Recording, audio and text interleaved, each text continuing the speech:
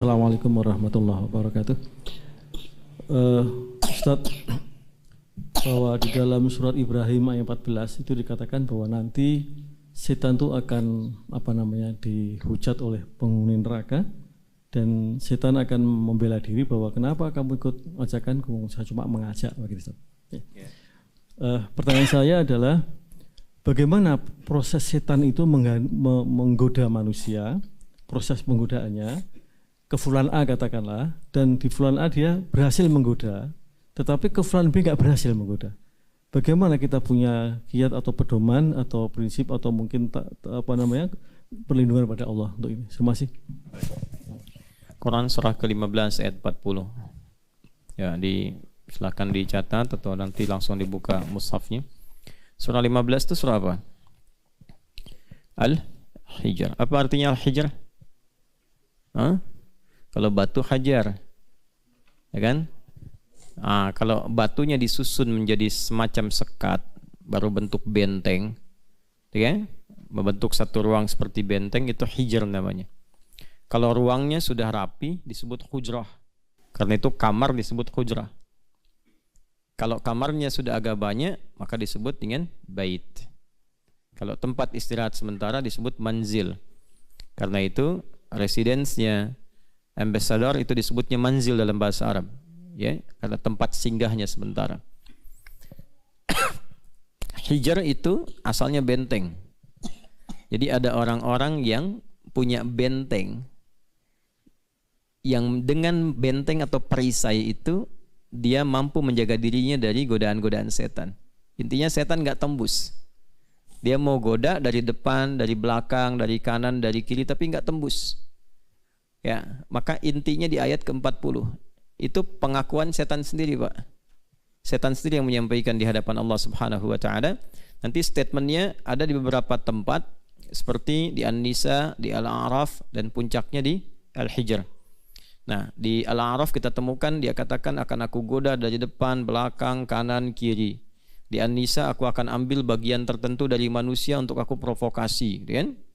Kemudian puncaknya di Al-Hijr. Saat masuk ayat 40, illa ibadaka minhumul mukhlasin. Ada di situ? Ya. Nah, di antara sekian hamba itu yang digoda, ada yang nggak bisa aku tembus. Ada yang nggak bisa setan tembus. Siapa itu? Pertama punya sifat ibad. Ya kan? Punya sifat apa? Ibad. Apa itu ibad? Ibad itu jamak dari kata abdun.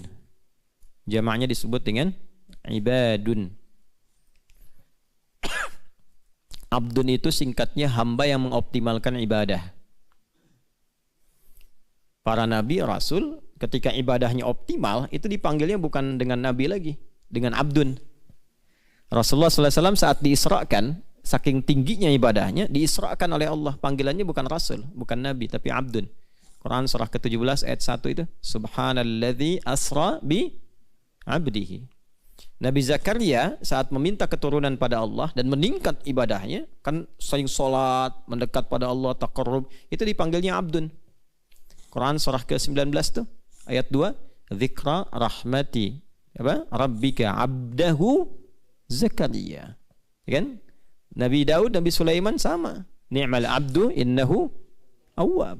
Jadi dipanggilnya abdun, abdun, abdun. Jamak dari kata abdun itu ibad. Ya? Akumulasinya. Jadi Allah tidak hanya memberikan kesempatan kepada seorang nabi atau rasul untuk mengoptimalkan ibadah. Yang bukan nabi dan rasul pun diberi kesempatan meningkatkan ibadah. Walau statusnya berbeda, kemampuannya tak sama. Tapi dia berpeluang mendapatkan satu nama di sisi Allah, namanya siapa? Ibadun. Ya, jadi ketika kita mengoptimalkan ibadah itu ibad. Jenisnya dua. Yang pertama, ada orang yang beribadahnya melepaskan diri dari kesalahan. Intinya tobat dari maksiat. Menghindari maksiat itu sudah ibadah. Jangan salah. Jadi bukan hanya yang ma'ruf, meninggalkan yang mungkar pun ibadah. Kan konsepnya amar ma'ruf nahi mungkar. Tadi baca Ali Imran ya. Ya kan? Tadi kan pas tarawih mulai 109, 110 kan? Coba lihat 110-nya tuh. kuntum khaira ummatin ukhrijat lin nasi ta'muruna bil wa tanhauna 'anil munkar. Jadi ada amr bin ma'ruf, nahi 'anil munkar. 104 juga sama kan waktu salat Isya tadi. Wal takum minkum ummatun yad'una ilal khair wa ya'muruna bil wa yanhauna 'anil munkar wa ulaika humul muflihun. Nah, coba tadi yang dibaca imam dihayati gitu, ya kan? Nah, jadi meninggalkan maksiat itu dapat pahala. Ya, ada tayangan yang nggak bagus nih. Lalu kita ganti channelnya, itu dapat pahala, dituliskan. Nanti kalau mau tahu saat akan meninggal ditampakkan tuh. Ya. Di akhirat dibuka. Ada gambar yang nggak bagus, kita palingkan pandangan kita, itu dapat pahala. Ada tawaran korupsi, kita tolak, dapat pahala. Ditawarin untuk nyogok dapat proyek, kita tolak, dapat pahala. Awas ya. Nah, tukang-tukang yang kerja nih di sini ya. Ya, kalau ada yang nakal-nakal bisa dapat apa? Dihindari itu. Enggak takut sama Allah dilihat waktu ngambil meninggal gitu kan. Ah, itu dituliskan pahalanya tuh. Jangan salah, ada pahala. Jadi pahala itu bukan hanya dalam sholat. Bukan hanya dalam ya baca Quran. Menghindari maksiat itu ada pahalanya. Karena itu ketika seorang hamba taubat dari dosa apapun, itu bukan hanya menggugurkan dosanya, tapi mencatatkan pahala di sisi Allah. Itu ada di Quran surah ke-39 ayat 53. Dipanggilnya ibad. Qul ya ibadiyalladzina asrafu ala anfusihim la taqnatu mir rahmatillah. Katakan Muhammad SAW, viralkan pada ibad, hamba-hambaku. Ya kan? Yang taubat dari maksiat. Maksiatnya tingkat paling tinggi namanya israf. Jadi ada khati'atun akhta', ada dzambun, ada dzunubun, ada dzunubun ma'adzulmi, ada israfun. 5. Yang pertama akhta'a, ya, khata'un, kesalahannya khata', perbuatan dari kata akhta'a. Oke, khata'. Kalau banyak dari kata khata', khati'atun, khotoya. Kalau kita ngaku banyak salah, khotoya, ya, ada ujung kecil ya, itu pengakuan. Waktu sholat itu kita kan ngaku ya, ada salah satu doa iftitah dari 12 itu salah satunya Allahumma ba'id baini wa baina khataaya ya. Ya Allah, itu terjemahnya begini, ya Allah, saya mengakui sebelum sholat ini saya banyak dosa, banyak salah. Nah, kasih Allah yang memaafkan dan mengampuni dosa dalam bentuk khataaya itu disebut dengan al-afu namanya. Ya? Yang kedua ada dzambun. Dzambun. Ini. Kalau bangun subuh, kan besok subuh itu 4.38. So, ada yang bangun 8.34. Salah nggak? Huh?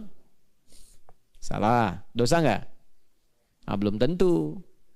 Kalau dia kecapean malamnya, tahajudnya kecapean, tidur. Bangun-bangun 8.34 ya. Udah lewat sahur juga tuh. Ya, dia belum tentu dosa karena nggak sengaja, cuman tetap salah, ya kan? Maka itu khata namanya.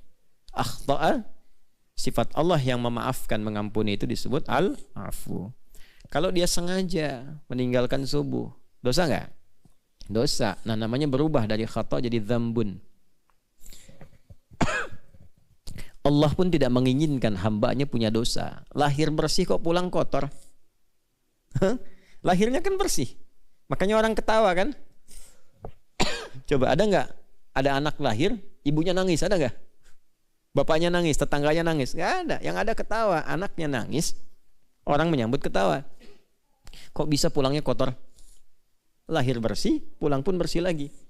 Karena itu Allah tidak menginginkan ada orang pulang dengan dosa, maka diturunkan sifat kedua namanya ghafir, mengampuni dzambun. Bahkan ada surahnya surah Ghafir, surah Al-Mu'min, surah ke-40. Lihat ayat ketiga. Ghafiridz dzambi wa qabilit taubi. Ghafir pasangannya dzambun.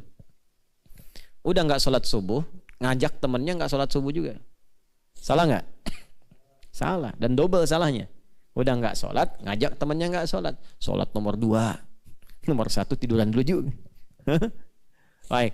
Nah, itu disebut dengan dzunubun namanya.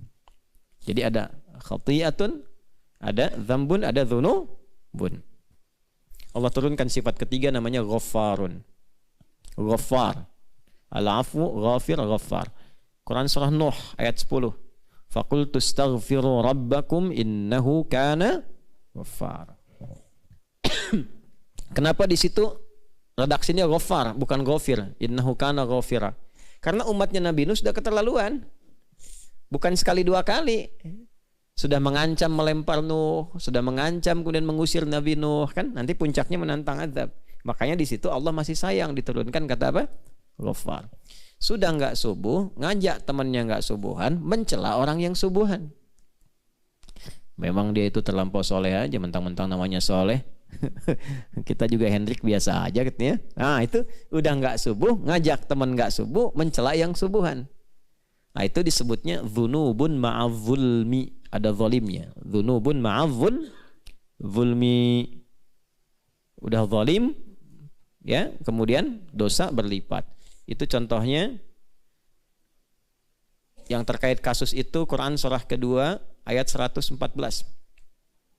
Wa man azlamu mimman mana'a masajidallahi ay yuzkara fiha ismuhu wa sa'a fi kharabiha. Itu pakai zalim. Wa man azlamu. Dah dosa pakai zalim. Allah turunkan sifat keempat disebut Ghafur namanya. Ghafur. Wah ini yang kelima sudah enggak subuhan, ngajak temannya enggak subuh, mencela orang subuh, plus merencanakan sendalnya habisin semua di luar. Ah itu israf namanya, diborong semua. Kalau perlu imamnya lempar juga dengan sendal itu. Ya. Itu israf. Israf itu berlebihan. Jadi kalau sudah makan sekali pop mie, ngincer lagi habis taraweh, ngincer lagi habis witir, ya. Nah, jatahnya harusnya 1, misalnya ngambil 10. Nah, itu israf. Prasmanan ikut ke pernikahan, numpang lapar aja, udah ngantri sekali, ngantri lagi 5 kali ngantri, itu israf. Itu israf di makanan. Ada orang israf dalam dosa. Jadi kalau orang lain sedang ngerjakan dosa, dia belum, penasaran. Allah turunkan sifat kelima namanya Rahim. Dan ketika mengampuni yang kelima ini dipanggil hambanya dengan ibad. Karena tidak mudah orang memiliki dosa yang berlumur, pernah mabuk, pernah bunuh orang, pernah zina, terus taubat, itu nggak mudah loh, nggak mudah. Ya, demi Allah nggak mudah itu. Orang ngambil sendal orang lain aja belum tentu mau taubat itu. Ya, sekarang pernah membunuh, pernah zina, pernah mabuk, pengen taubat itu nggak mudah. Makanya ketika taubat itu diapresiasi oleh Allah. Malah disayang. Karena dia melewati perjuangan besar untuk taubat. Mantan pembunuh, pezina, pemabuk, wah temannya udah banyak, pemimpin geng. Mau taubat. Apa dikira mudah? Belum tentu. Ya, ada tantangan, ada macam-macam, konsultasi disebut, udah ente tinggal sejengkal lagi ke neraka. Ya. Itu nggak mudah. Makanya ketika dia mau taubat dipanggil hamba oleh Allah. Qul ya ibad, pakai ya lagi. Qul ya ibadiyalladzina asrafu ala anfusihim la taqnatu mir rahmatillah. Nah, itu jenis ibad yang pertama. Ibad yang kedua yaitu hamba Allah yang ingin meningkatkan ketaatan. Setelah tobat dia pengen taat. Ya, atau ada orang yang memang menjaga diri dari maksiat tapi senang meningkatkan taat.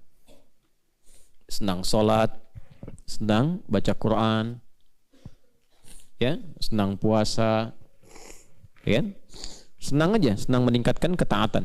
Itu dipanggil ibad juga. Jadi ibad itu untuk orang yang soleh dan orang yang salah. Gitu. Biasanya kalau sudah banyak ibadahnya, dekat nggak dengan Allah? Dekat. Disayang nggak? Nah, kalau sifat Allah yang menyayangi hamba di dunia namanya apa?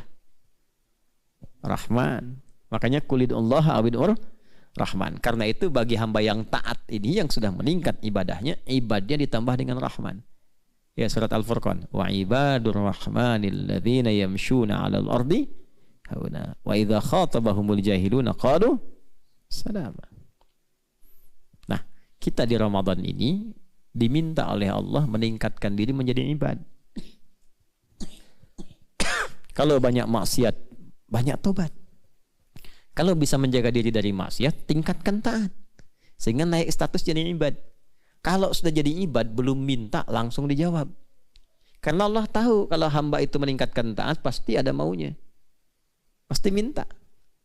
Makanya sebelum minta dijawab, dan jawabannya pakai ibad. Di ayat paket puasa di 186. Paket puasa itu kan 183 sampai 187 di Al-Baqarah. 186-nya ada kalimat ibad di situ. Wa idza sa'alaka ibadi anni fa inni qarib. Ujibu da'watad da'i idza da'an. Teruskan. Ibad sifatnya kan menjawab terus kan, seruan Allah, taat kan? Falyastajibu li wal yu'minu la'allahum yashhadun. Nah, itu ibad dulu tuh. Tapi jadi ibad saja, setan masih tembus, Pak. Nah, buktinya antum sholat tadi masih digoda setan kan? Ya. Ada nggak rasanya kan? Kebawa-bawa, kebayang-bayang, kelupa-lupa, gitu kan? Masih tembus tuh. Maka bagaimana caranya supaya setan yang goda itu kita perketat celah untuk godaannya, supaya minimal celah-celahnya ditutup, lama-lama nggak mempan menggoda. Ya, maka naikkan statusnya bukan hanya ibad tapi berusaha untuk ikhlas. Berusaha untuk apa? Ikhlas. Makanya prosesnya disebut ibadah, kemudian usahanya disebut dengan mukhlis. Maka muncullah surah ke-98 Al-Baqarah ayat ke-5.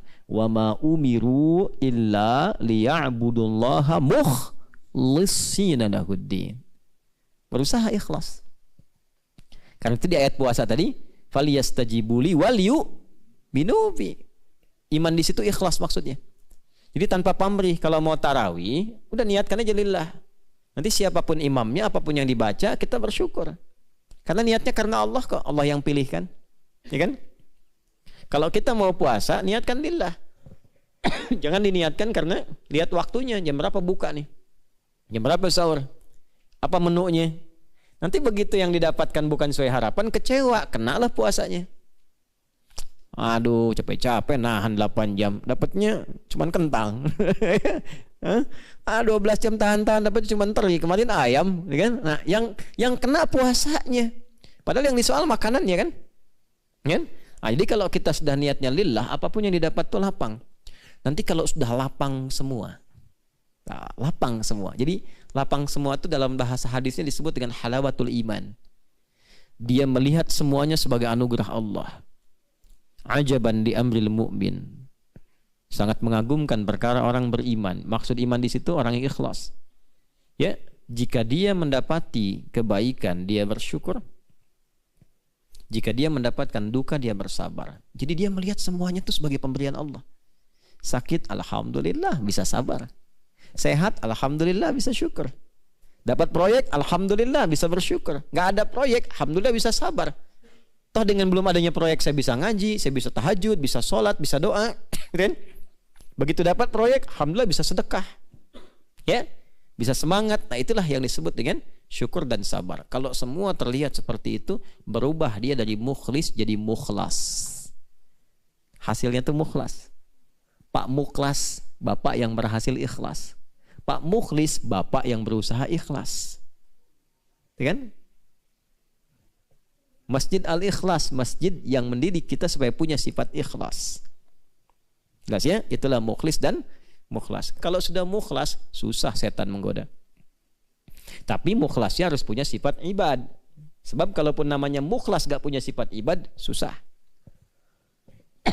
Jelas ya? Nah, jadi yang tadi saya ingin sampaikan, pertanyaan Bapak tadi, bagaimana kita bisa menekan celah-celah setan itu untuk menggoda? Yang pertama, bisa dengan menjadi hamba, memperbanyak ibadah dan menjadikan ibadah itu ikhlas karena Allah. Ibadah sifatnya dua tadi, menghindari maksiat, karena itu tekan semua pintu maksiat. Nafsu kendalikan. Ya, jangan semua dimasukin tuh, setan gampang masuknya. Itu kalau kebanyakan makan, makanannya enak, ditiupnya gampang, ngantuk. Ya, akhirnya ibadah dikit ya, gampang sekali gitu. Nafsu itu kendalikan apa saja, nanti arahkan kepada yang baik. Kemudian maksiat dijaga. Kalau kita bisa jaga maksiat dari ujung kepala sampai ujung kaki, setan juga capek ya. Itu goda tuh sana, aduh capek kan. Gak tembus ya, tapi tetap menggoda, cuman gak tembus. Yang kedua, tingkatkan ketaatan. Jadi hindarkan maksiat, tingkatkan taat. Allahu a'lam bishawab.